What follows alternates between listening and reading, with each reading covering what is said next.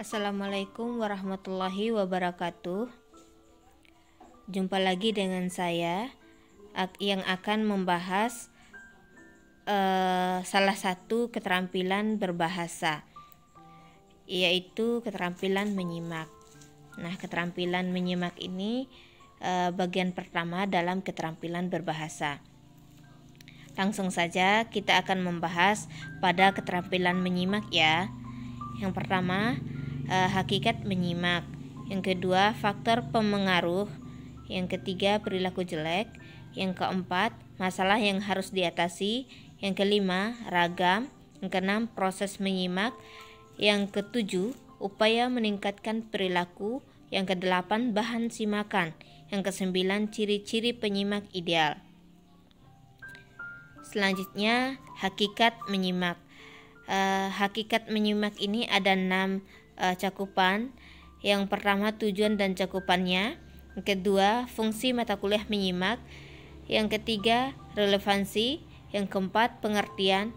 Yang kelima, tujuan menyimak dan pengajaran bahasa Indonesia.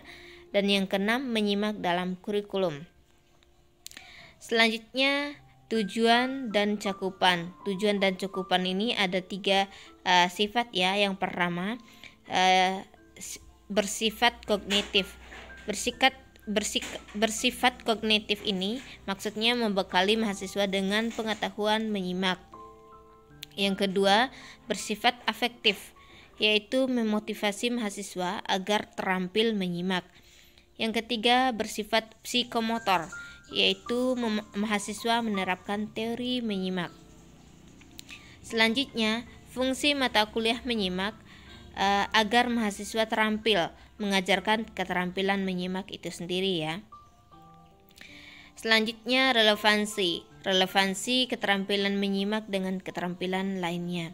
Nah, keterampilan lainnya ini karena pada dasarnya keterampilan berbahasa itu ada 4 keterampilan ya. Yang pertama, keterampilan menyimak, keterampilan berbicara, keterampilan membaca, dan keterampilan menulis.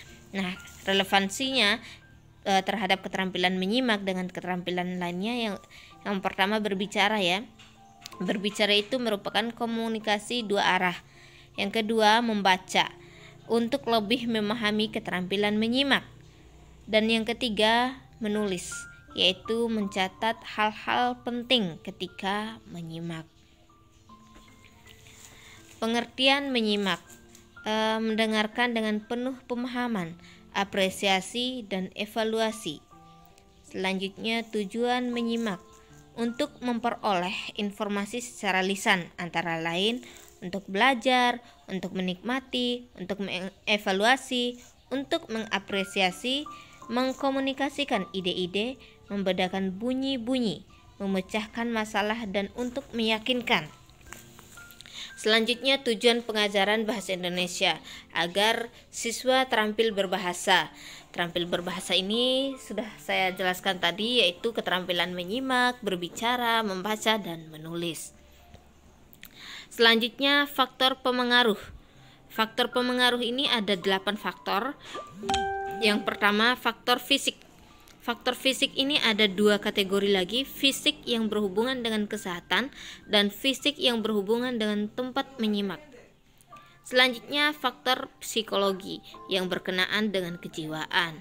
Ketiga, faktor pengalaman berkenaan dengan latar belakang, berkaitan dengan sikap manusia.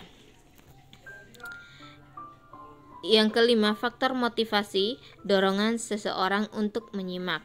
Yang keenam, faktor jenis kelamin, perbedaan reaksi antara pria dan wanita. Yang ketujuh, faktor lingkungan, berkenaan dengan tempat dan lingkungan sosial. Yang kedelapan, faktor peranan dalam masyarakat, berkenaan dengan status sosial. Selanjutnya, perilaku jelek dalam menyimak, tidak mau menerima keanehan, kekurangan pembicara, tidak mau memperbaiki sikap, tidak mau memperbaiki lingkungan, tidak dapat menahan diri, tidak mau mencatat, tidak dapat memanfaatkan waktu secara efisien, tidak dapat menyimak secara rasional, tidak punya tujuan menyimak, dan terakhir, tidak mau berlatih meningkatkan keterampilan menyimak. Selanjutnya, masalah menyimak yang harus diatasi. Yang pertama, memprasangkai pembicara, pura-pura menaruh perhatian, kebingungan, perimbangan prematur, catatan tidak tepat guna, hanya menyimak fakta, melamun, dan yang terakhir bereaksi secara emosional. Selanjutnya, ragam menyimak. Ragam menyimak ini ada dua ya, intensif dan ekstensif. Yang pertama yaitu intensif ini yang berkaitan dengan kritis, konsentrasi, kreatif, eksplorasi, interogasi, dan selektif. Selanjutnya ekstensif, pasif, estetik, sekunder, dan sosial. Selanjutnya proses menyimak. Proses menyimak ini ada 5 ya. Yang pertama proses mendengarkan, proses memahami, proses menafsirkan, proses menulis, menilai, dan yang kelima proses menanggapi. Selanjutnya upaya meningkatkan perilaku menyimak. Selanjutnya upaya ini ada beberapa. Yang pertama menerima keanehan pembicara, memperbaiki sikap, memperbaiki lingkungan, dapat menahan diri, mencatat sambil menyimak, mempunyai tujuan dalam menyimak, memanfaatkan waktu secara efisien, menyimak secara rasional, selalu berlatih menyimak.